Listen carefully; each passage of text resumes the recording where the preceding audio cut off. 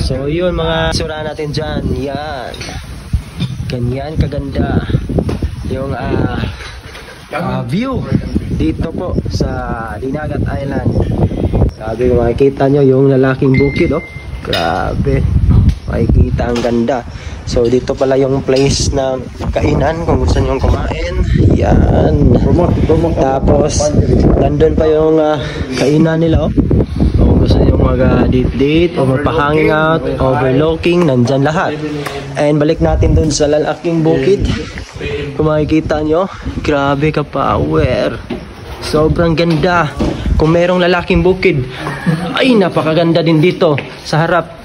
Bukid, oh. Oh, kabigin. Bakit may ibang lalaking bukid dito? Grabe ang lupit. Bakit ang laki ng tiyan? Malupit to. Shoutout dyan. Shoutout sa mga friends dyan.